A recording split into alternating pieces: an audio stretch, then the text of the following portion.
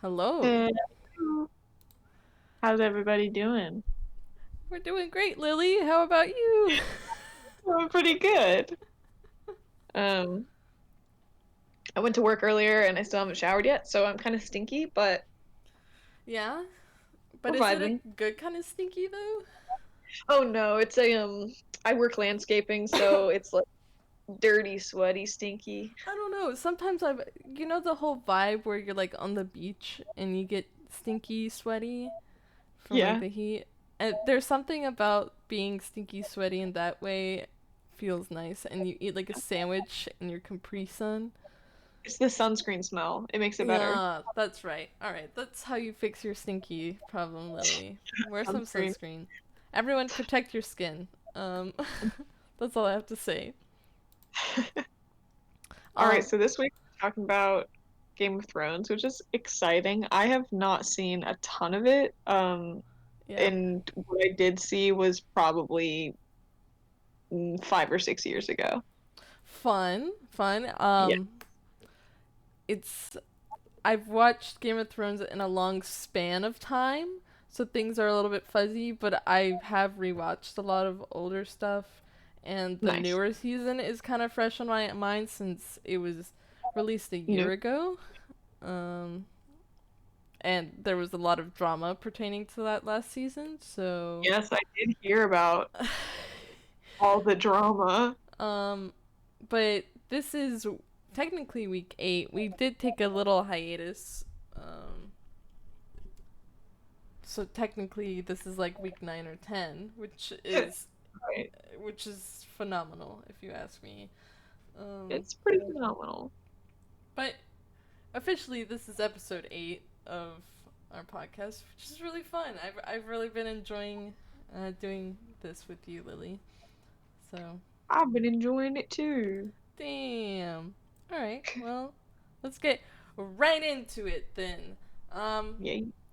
let's go first, as we usually do. Our impression of this fantasy world.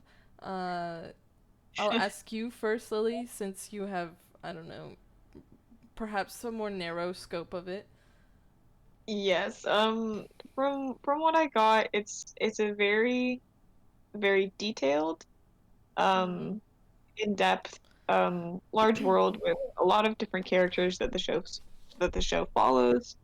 Um, a lot of a lot of stuff going on, which was honestly the main reason why I stopped because there's always so much going on, and I really have a bad memory, and I'm not very good with names, Yeah. and so following all that was a lot. Mm-hmm. But generally, it's pretty gritty and dark, Gory. gory, yeah, which Sexual. yeah, very, very, very, very, very, very, very sexual, very sexual. Very sexual. Um, you do have your white male fantasy author as well. So, Yeah, woo! I tried reading the Usually, usually books. don't woo for that. Yeah. That was a joke. Man. Um, Zach has actually read all of the books and is Oh, probably no way. more We should have informed. had him be a guest star. Um, he is a call away if we decide um to invite him in. But Yeah. anyways, I did try reading the first book, okay, and it was Mhm. okay. I Yes. it It was it okay. it was okay. It did read to me as if it was an older white man writing fantasy. Yeah. Yeah. But you have to appreciate the world building. It is really Absolutely. cool. Um, as you said before, it's very dynamic and large, and he's like keeping track of all these different characters, and Yes. there are and each character has a really good character arc. It's good writing, in terms Yeah. of development, 100%. Um, and the show sort of portrays that, and then the ratings do also decrease for the show as the show shifts from what the books have currently Yeah, And to what they hasn't been written yet. yeah, to them making it up. You can Yeah, definitely sort of tell when they've run out of material to base their series on. man. Maybe they'll do the same thing that Full Metal Alchemist did Yeah. and just redo it once all the books are out. Nice.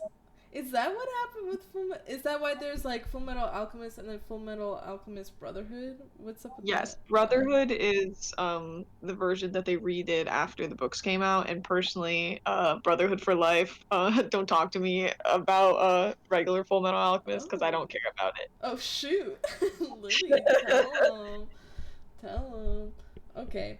Um yeah, and we could talk ages about this map that George R. R. Martin sort of draws for this world because it. there's so many regions that each have their own lore and characters. Um, Yeah, that's one of the great things about this world is that the lore is super, super deep. yes, it's the most fun part, and I think that's the part that the fans really want to like dig themselves into and Yeah. like live and breathe it. You know. Did you have anything else that you wanted to add about your overall thoughts of Game of Thrones? Um, Not really. I really like the monsters is one thing. Like I think the monsters are pretty tight. Yeah. Wait, the Yeah. monsters.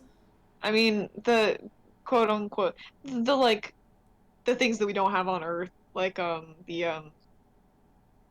what are they, Grey Walkers? Um Oh yeah, yeah, yeah, yeah, yeah.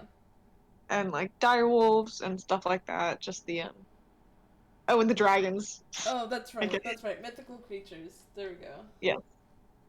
The Cleaches. The creatures. Um, let's go into the magic system then. Um, we see some magic in this world, not like super puffy magic, kind of like The Witcher. You know. Yeah, Uh, it seems a little bit more related to gods in Game of definitely. Thrones. How far did you watch of Game of Thrones? Oh, I couldn't tell you. I don't know. Couldn't tell me. I What's really, it what's was your a last long time ago. what's your last memory of it? Oh my God, that's no. I know that I didn't get to the Red Wedding because that was something that I was like I knew Okay. that was something that was happening while I was watching, like that was being aired because I was like catching up. Right. Um, I think I watched the first two seasons, maybe, Okay. maybe, Okay. possibly. Very limited You then. are free to spoil me here because I do not ever plan on watching it in Okay. its entirety. So the magic system in Game of Thrones, there's a lot of weird stuff, and you go into where Daenerys is with the Dothraki. She kind of faces a little bit of magic when it comes to um, you would have seen this in season one where she wants to revive her husband and there's like Yeah. this sort of witch and she like revives him but he's not exactly alive. Hmm. There's that sort of magic. Then there's I don't think you meet Melisandre yet. She's the red woman.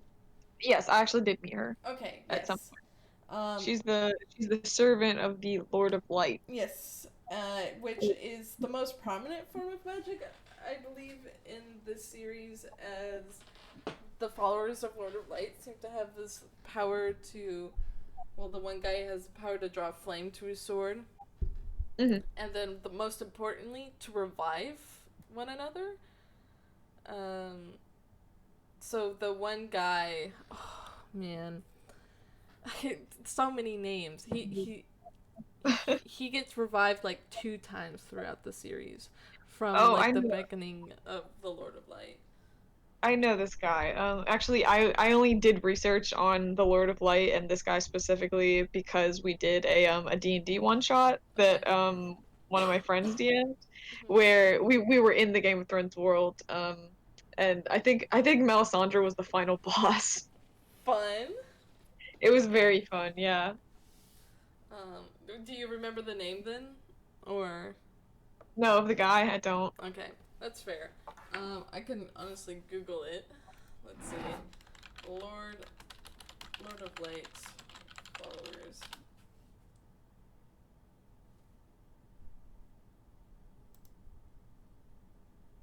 God, there's so many names. Practices, history. Man, this wiki is so in depth. Honestly, it's not Davos. Davos is, yeah. I'm not gonna be. He's kind of a minor character. He kind of just displays his power of the Lord of Light, because you have Yeah. characters that are skeptical of the Lord of Light existing, and then you have people like Melisandre. Oh, yes, Melisandre also uses magic to conjure a shadow baby to Oh murder. yeah.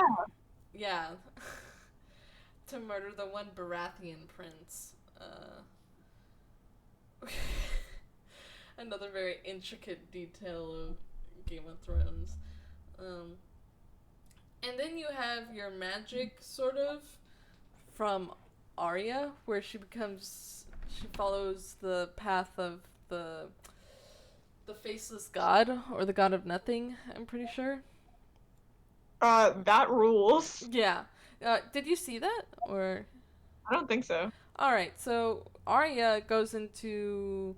She pretends to be a boy after her dad dies, Ned Stark. And. Oh, speaking of, real quick aside, Okay. I did read Alana, the first book in Song of the Lioness. That just reminded me of it because the cross-dressing as a boy. You did read that first book? Yes, I finished it the other day. I just bought the other three online. Oh my gosh, did you love it? I did love it, absolutely. I like it's very much like a children's book, Yes. but it's very, very engaging. I really enjoyed it. It's also so easy to read because it is a children's book and it doesn't break my Yes. brain or anything. It's nice, like, but it's still not like brain popcorn. Like some YA books are definitely like brain popcorn. It Mhm. wasn't. I was like, oh, I gotta think about this stuff. Yes, okay, and then the second book, she kind of goes into coming of age. So, me becoming like a woman later on, it just helped me understand a few things, you know? It's a Yeah. really good series. We'll, once you finish the series, we have to do an episode on it. Um, Okie dokie. it's a deal. By the way, I have been reading Daughter of Smoke and Bone. I'm a little Oh, past cool. halfway through it. Um, We'll talk about how you're liking it okay. after the podcast, but Sure. Um, okay, so Arya, her dad dies. There's this person that wants to help her out and keep her incognito. So they disguise her as a boy, um, while she goes out and travels and does work with him with a bunch of other kids. And she essentially goes to like Castle Rock or some Lannister camp, where Tywin, which is Cersei's dad, um, mhm. is. And Tywin notices her and is like, he doesn't know who she is. I think that's my favorite part of Game of Thrones, actually, is when Tywin doesn't know that Arya is Arya Stark, but he makes her his cupbearer, and so she's like in the war meetings all the time, and they have these intellectual Oh, what? conversations. Yeah, and Tywin's kind of like trying to pick something up. He's suspicious of her because she has some sort of like behaviors of not a working person. Obviously, she was raised up as like a Yeah, nobleman's daughter. No matter how like you know how much she wanted to break the rules and everything, she still had those sort of mannerisms and education that is hard to hide. absolutely. Um, Yeah. anyways, in this camp, she meets this other guy who she saved his life earlier on, letting him go from a cage, okay? And she runs into him again at this encampment.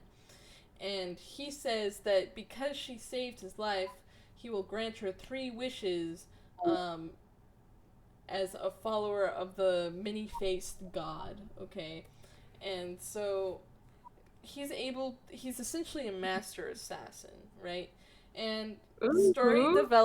develops and these wishes become useful to Arya. The important part is he gives her a coin saying, "Come to Bravos if you need me," or something, something of Mm. the sort. And she essentially everything is lost, and she wants to become a master assassin. So she goes to Yeah, because she's got her Bravos. list of people that she wants to kill, right? Right, she's got her Yeah. list. And so she goes over there to become a master assassin, and there's this whole story arc about her training under the God of Many Faces. And essentially, she's able to take on she's able to shapeshift into other individuals. Except for she's Oh, not what? really shapeshifting. There's a creepy scene where she's in this hallway and there's a bunch of like people's faces on the wall, and whenever they like reveal themselves, they peel this face off of their face. It Yo. is really, gritty and dark, but that's also a sort of magic that exists in this world. Um, Again, one of that was the one thing that I watched Game of Thrones for, was Arya's like storyline, so that was Mhm. very vivid in my head. I was like, I can't wait for this female character to become an assassin and kill people. So that's it about the magic system. um, oh my god. Okay, the next bullet, impression of politics. There's a lot of them. Oh my god. If there was a show that exemplified fantasy politics, it would be Game of Thrones. Because, dear god, there is so many politics in this show. Um, do you remember any of the problems that when you watched it? I mean, there's always like stuff about oh my God, like not inheritance, but I'm like inheriting like positions. There's a word for this. I keep forgetting it. Um, like lines of ascendance, stuff like that. There are definitely like wars going on between different factions. Like the Targaryens believe that like they're the true rulers and that like this is their land. Like Mm-hmm. everyone else is like, we already live here, please don't. Um, Oh, right, right, right. I know what you're getting at. yeah. I just remember random little tidbits. I don't remember anything very detailed about it. Yes. God, yeah, just essentially everyone wanted some sort of claim to the Iron Throne, right? And each Yes. had their own like little reason for it. Or if they didn't have a reason for it, they wanted to kill people that had a reason for it. So then they were left with the Iron Throne, you know. Hmm. Iconic quote, season 1, Cersei Lannister, you play the Game of Thrones or you die. So the show is literally about fantasy politics. Yeah. So this is the meat of the entire show. Um, and I think, let's see. So the majority of the politics would be centered around what's going on in the major city. God, what's the capital called? I don't know. Capital of Westeros. It's like red something. King's Landing. Never mind. I'm silly. King's Landing is the capital of the Seven Kingdoms. Um, Yes. let's see. And then you get these new characters that are introduced, right? And then they're like, remember when you did this to me? And you're like, oh man. You're like, I don't remember that. No, I don't remember that at all. Um, yeah. Let's see. Talk about politics. So the major thing is Daenerys Targaryen has some sort of claim on the Iron Throne because her dad, dad or granddad, man, Yeah. I'm actually not that well versed in Game of Thrones. I will admit. Um, she has some sort of claim on the throne and she's going to take what's hers, but there's a complication because they're like she didn't grow up in the seven kingdoms. Hmm. I mean, there's so many more complications than that. Thinking, just trying to think of like the different, what everyone's like pit in the game was, just makes my head hurt. Honestly, um, let's see, I can't go into favorite parts of the series though. Um, I did mention before the whole Arya Stark character arc. Um, I really enjoyed that more so in Yeah, the I beginning. also enjoyed that. I mean, as much of it as I did see, because I was there for Ned Stark getting executed and Arya having to flee. Mm-hmm. Um, and I liked every scene that had her in it. I was like, this is great. I love this. Give me more of this. We love girls with swords, right? We love girls with swords. um, with the whole, she had a really fun season one arc. I will admit, where she is with the one Bravo's private instructor with the wooden swords, Hmm. and he's like, oh, her brother. She has a close relationship with Jon Snow, her brother, and he's like, stick him with the pointy end.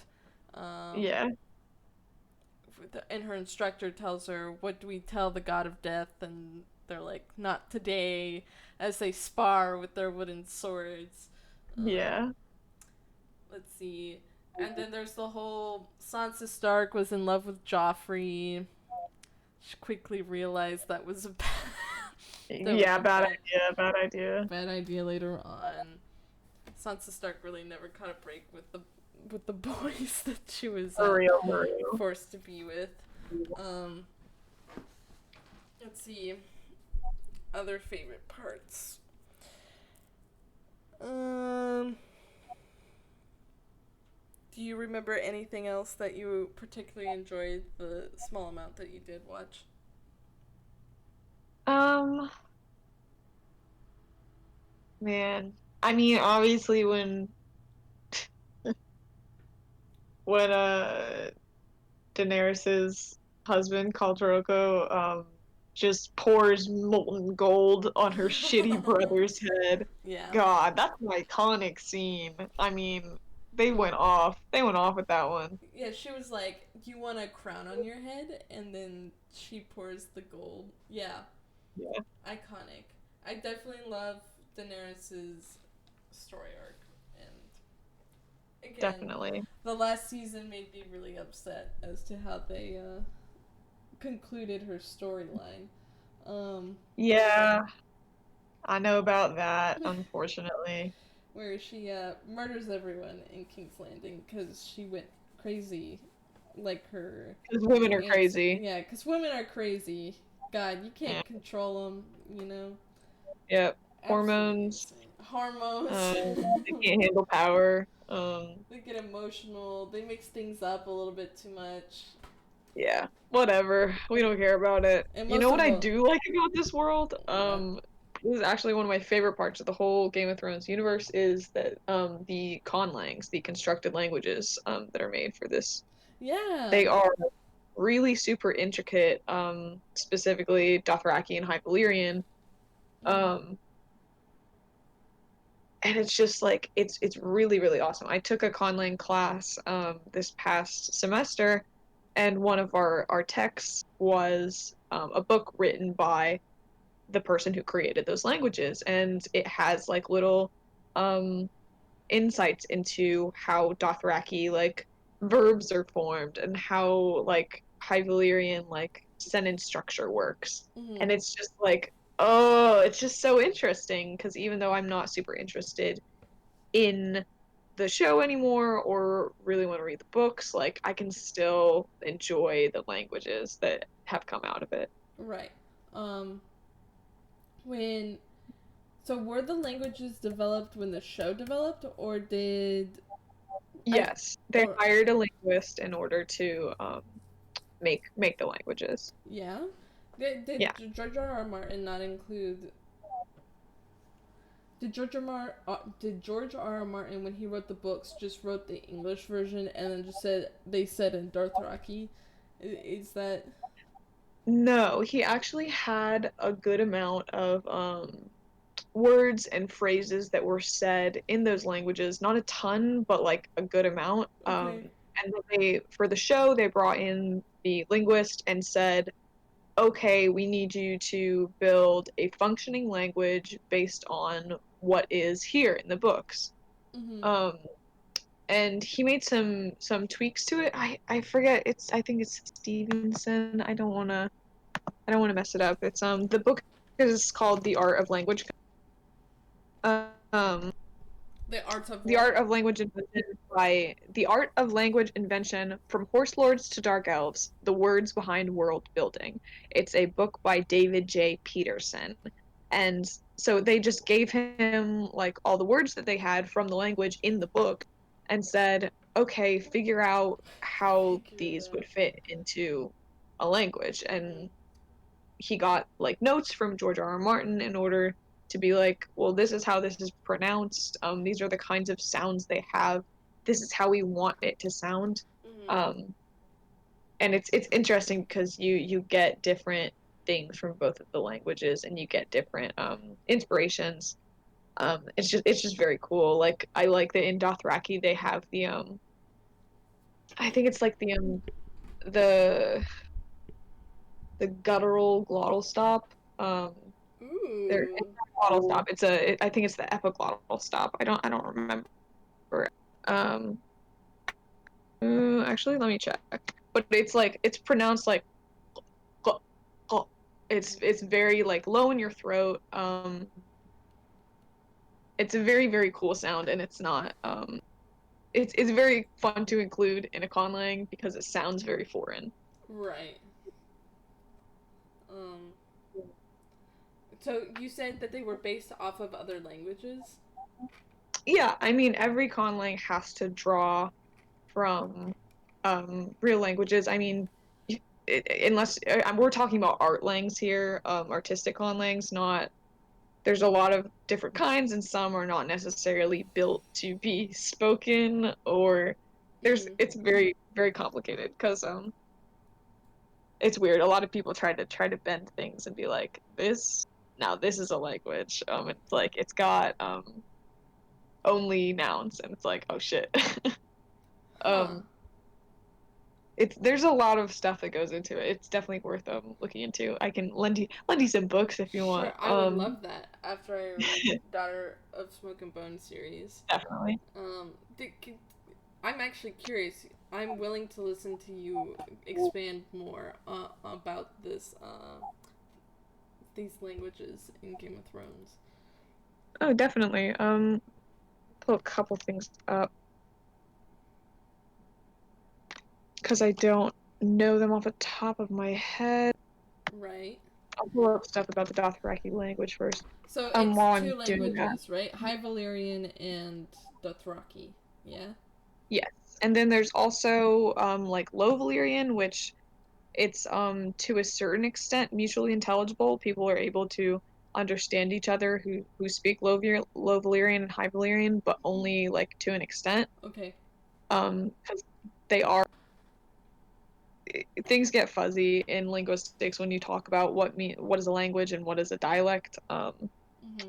Because I think the saying is a language is a dialect with borders and a military.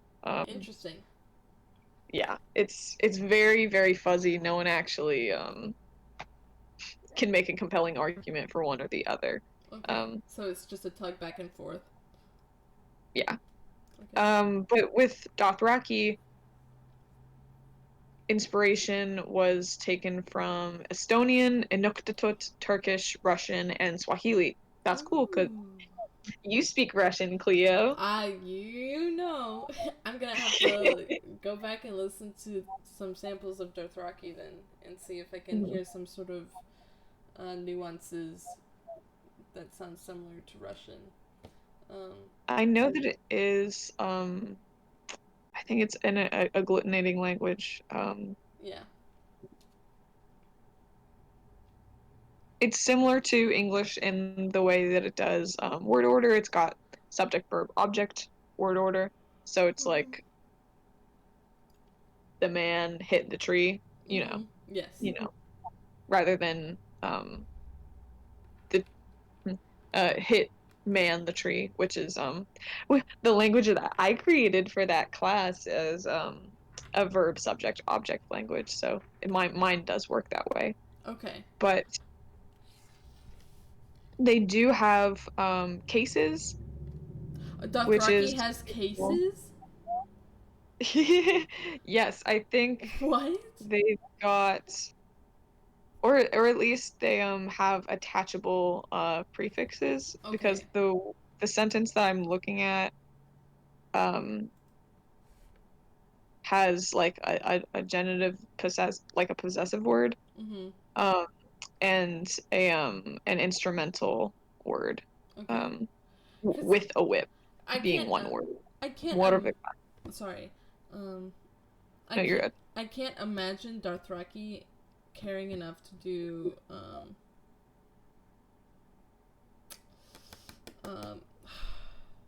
having cases, right? They seem a I little. mean, the thing about languages is that like it's not decided by like what you want to do. It just It's just forms me. itself, you know? Right. I remember season one, Daenerys gets the horse from Khal Drogo as a wedding present, Mhm, and she tells Jorah, the current translator at the time, later becomes her like right hand man. You know, mhm. she tells him, "Tell him I said thank you," and he said, "There's no word for thank you in Dothraki." Yeah, um, which just shows how important the portrayal of language is to kind of exemplify what the culture is. absolutely. Yeah.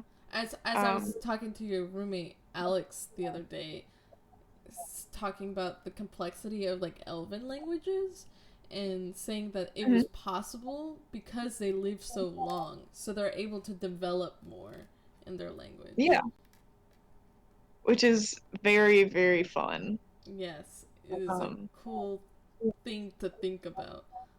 Language evolution is one of the most interesting fields in all of academia. That's just, Right. I mean, wow. I mean, wow. We, Um, we could really trace back history looking at the development of languages. So, oh, definitely. Absolutely. It's a huge thing, historical linguistics. One of the professors at our university, I've had the pleasure of taking a class of his on German sociolinguistics because I study linguistics, if none of you've noticed yet. yes. Um,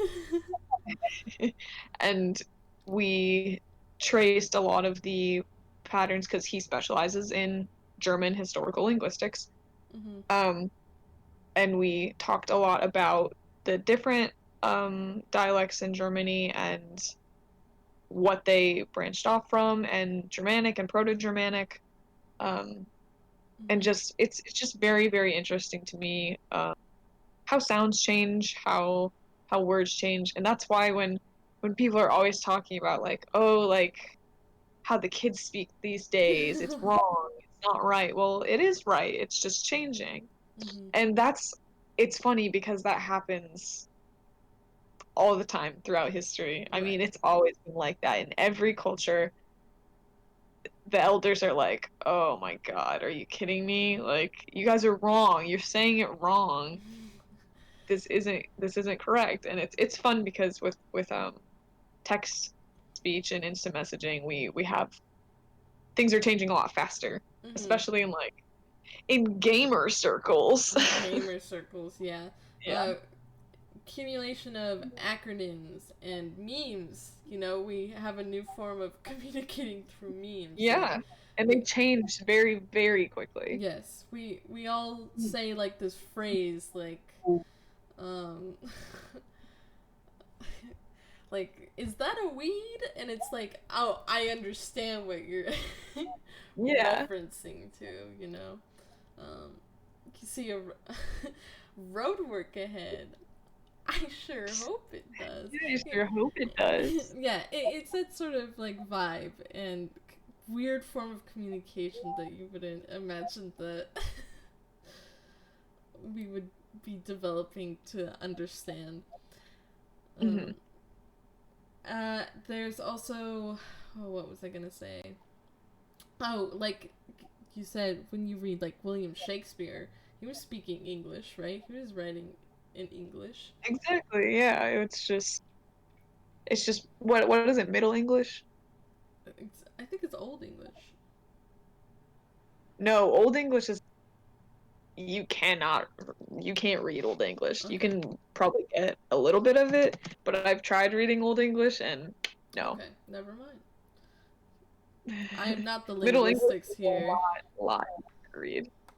Say that again. Middle English is a lot easier to read. Okay. Um, it's it's strange. It's strange. Where art thou, my Romeo? Yeah. Sometimes we need to Wherefore bring art it thou back. Rome? Sometimes we need to bring it back. Um, Mhm. all right, so swinging back to Game of Thrones. um, trying to avoid talking about Game of Thrones since I don't remember that much about it. Um, but I guess I can move into least favorite parts about Game of Thrones, Mhm. which could honestly just be a whole discussion about the failure of season 8 of Game of Thrones, which made me extremely disappointed and sad. And Oh, sorry. Can I interject one yes, thing?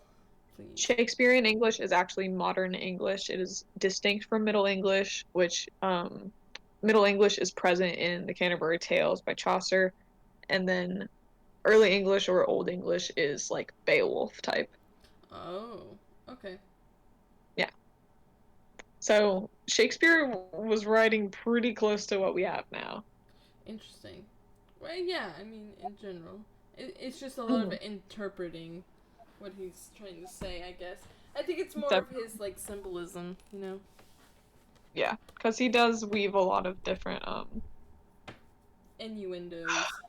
innuendos, metaphors. He's a crazy cat.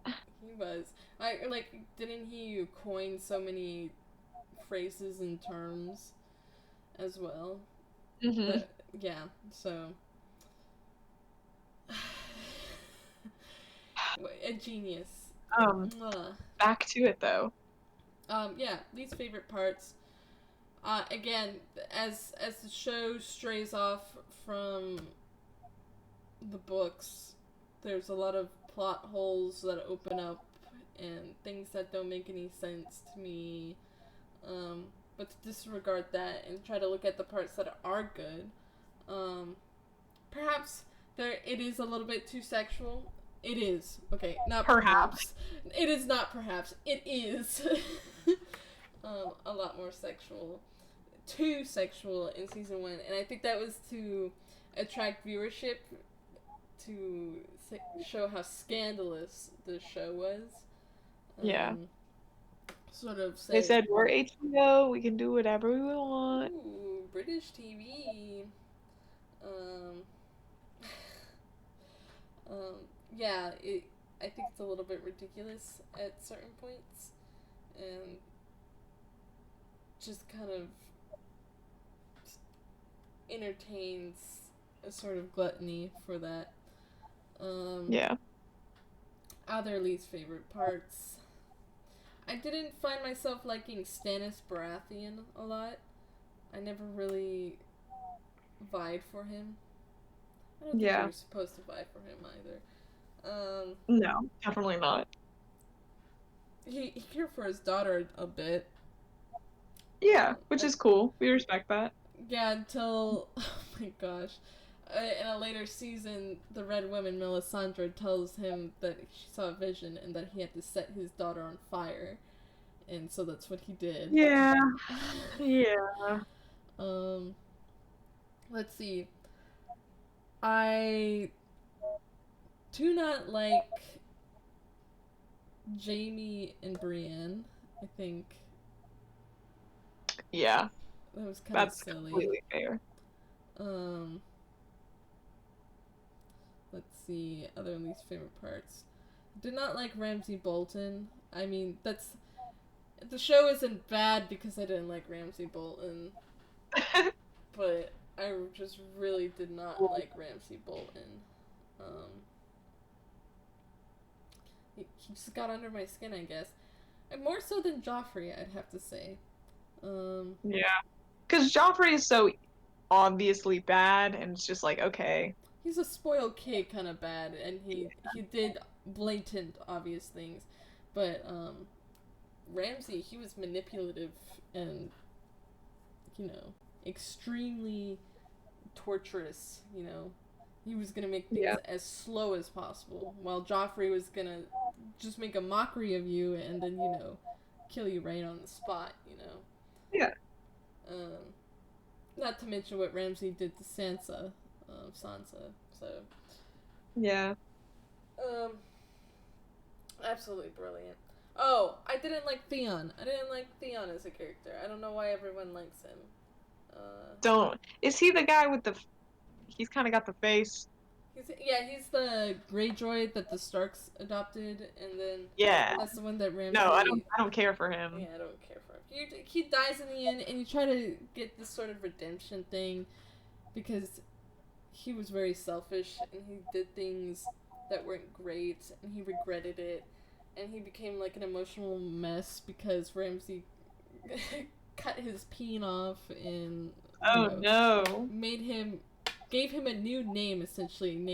He called him Reek, as in like he reeks. Um, Damn.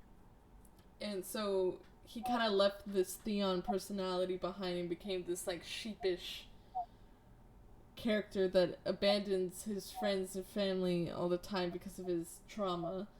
And they try to have like a little redemption thing at the end where he sacrifices himself to the Night King. Still not quite sure. I never liked his development, and I wanted him off screen every time I saw him. Yeah. So Understandable. understandable. But let's move on to a little bit more happier thing. Iconic characters. I'm going to say one of my favorite characters watching the show was Marjorie Tyrell. I don't know if you remember Marjorie. Who's Marjorie? Is she the Natalie Dormer? Yes, it is Natalie Ah, Dormer. yeah. She's iconic. She is I mean, iconic. Natalie Dormer is gorgeous. Yes. When I had a Game of Thrones Tumblr, and Mhm. I was up and at 'em amongst the Game of Thrones scene in Tumblr, and I got a lot of followers because I just posted Game of Thrones content. I identified as Marjorie Tyrell, and that was like my whole persona because I love that character so much, right? Yeah.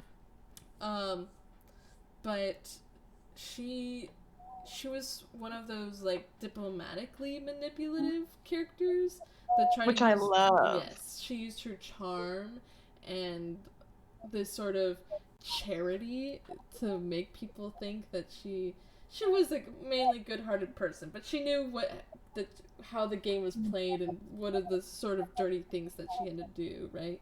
But Yeah. she was gonna do it in a way that I was like, ooh, I like that. So, um, I really enjoyed her character. Um, and her interactions with Cersei were entertaining to me. It was good drama that I liked to watch. Um, Yeah. let's see, other iconic characters.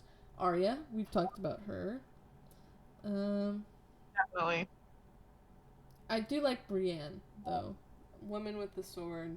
I think Yeah, she's we a love really Lady Knights. We yeah. love Lady Knights. I really liked her as a character. I think she was very interesting, and I was enamored, honestly. I was like Tormund. Tormund essentially gets a crush on Brienne and tries to flirt with her in the most horrible way possible later on in the Yeah. series. Um, but I have to say, I'd be pretty enamored with her too. Um, I'm listing off all these female characters as iconic characters. Let me see if I could think of a male character that I really Ugh, like. one iconic male Oh, character. let me think of one. I mean, I guess I really like Tyrion in the middle point. Yeah. He has some good stream of consciousness that I was like, huh, thinking about it. But then when the books ran out and they just made his character, I drink a lot and I say some quippy thing right here. It wasn't It's like, entertaining anymore. come on. Yeah, honestly, it's like, come on. Y'all can Um, do better. you can do better. Alright, I'm not gonna mention any other male characters. I'm done with that one. I'll give Tyrion his credit. I mean, I actually thought Jon Snow was a very boring character, and I had people tell Yeah. me, man, Jon Snow is my favorite character. And I'm like, It's what? like he's a pretty boy. He's, That's it. that's it. He's kind of a dunderhead, if we're being. Yeah. He knew how to lead people, he was like a natural leader, but he Yeah. did it in a way, he wasn't exactly charismatic, he just led by example, and people respected him for that. But I was not too enamored with this character. I was kind of bored with this character. Um, all right, iconic storylines and arcs. Let's see. Oh man, there's That's gonna, yeah, that's your wheelhouse. there's the okay season one as a complete season. Honestly, pretty entertaining. I really like it. Yeah. Um, Arya story arc I've mentioned before with Tywin. I really enjoyed that. Um, Story arc with Daenerys when Khal Drogo's dead. I didn't like Khal Drogo. I guess okay. I need to mention this as one of my least favorite parts. I did not like her romance with Khal Drogo, Yeah, cause especially because in the books it's like she's 14. yes, and he rapes her, right? Yeah. And then she's like, "Wait, I'm in love with you," and I'm like, "Oh, Just like, honey." I guess. Oh, honey, that kind of hurts. But I like her after Khal Drogo dies, and her Yeah. her kind of growing up with these dragons as well. I think it's really cool. I think that sort of storyline was pretty fun for me. Um, Other storyline. It's actually really fun. This is a really good bit of voice acting on uh what's her name? Emily? Emily something, the actress? Oh, Amelia Clark. Amelia Clark. Um it um Eric Eric Singer, I think is like a linguistics guy on YouTube Mm-hmm. and did a video where he broke down some conlangs, and one of the things he mentioned was Amelia Clark in Game of Thrones speaking Dothraki. Mm-hmm. She gets used to the accent, and like gets better at speaking the language as like the show goes on, but it's also really cool because you can read it as Daenerys getting more used to the language and getting more Mm. confident with it as the show goes on, which is really, really cool. Oh my She's gosh. because she gets better and better at speaking it and more like a natural speaker, which is just super fun. And That Jason Momoa in the first place was just so bonkers good at speaking Dothraki, yes, like I didn't ridiculous. like Khal Drogo, but Jason Momoa did a phenomenal job as this barbaric individual. Um, Hmm. Definitely. God blows my mind. I'm so glad you mentioned that. I'm thinking about it. I'm like, yeah, she like really develops the language over time, and she has Yeah. this accent. Um, well, conclude with favorite lines. Um, Ugh. Man, it's definitely something that Arya said. Let's be real. Here, let's just Google Arya Stark quotes. Honestly, I already saw Winter is Coming, and I was like, oh my god. Yeah. Her iconic lines are not today, but I'm not a lady. Hee hee hee. Leave one wolf alive, and the sheep are never safe. Oh, okay. Yeah. Yep, you're right. All men must die, but we are not men. That's an iconic line. Oh, here we go. Saw this line and I was like, yes, this is a good line. And then I saw that Arya Stark said it, and I was like, okay, this is the best line. Um, but she says, "Fear cuts deeper than swords." Uh, I like that. and Tyrion says, "A mind needs books like a sword needs a whetstone." These are all from season one, you know. Um, Yeah. it just shows. I really enjoyed season one. I think the show peaks at by the end of season two, and then kind of trails off by mid season three.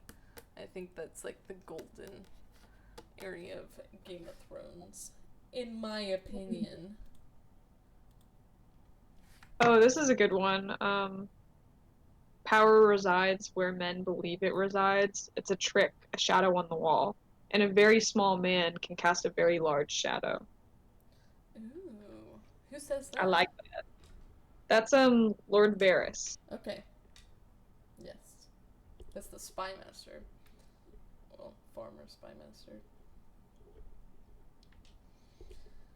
All right. Well, I guess this concludes our episode of Game of Thrones. Lily, thanks for talking to me as always about Yeah, of course. um, our fantasy world. Did you have an idea of what we wanted to talk about next time? But, oh man. Um, I mean, we can go back to basics. We can do Harry Potter. Sure. We could go back to Yeah, basics and go to Harry Potter. I'd love to. That sounds really fun, actually. I'm Yeah. always watching the Harry Potter marathons that come on the Sci-Fi Channel. No, absolutely. I go feral every time I see it, and I just leave it on. Sometimes I'm not even watching it; it's just playing in the background. But I'm Yeah, content because it's on. You know. it's great to have. Oh, I guess I'll Um, leave it to when we talk about it next time to yes. go further I into was it. gonna say, oh, this is my favorite one, but I'm gonna save it. I'm gonna Yeah, save it. let's save it. We really want to splurge out, you know. Just like the Alana series, you said that you were reading the the Yes. Lioness Quartet series, and I was like, God, I want to talk about it so badly. The books are coming in the mail, so I'm quite excited. Perfect. Yeah, like I said before, I'm past halfway on Daughter Smoke and Bone. Let's see. Nice. And I am leaving like some annotations. I'm not flooding it. There's a few annotations. Are we still on the air, by the way? Yes, we are. I Okay. Hi. okay. Hi. Bye everyone. Bye, everybody. Sweet.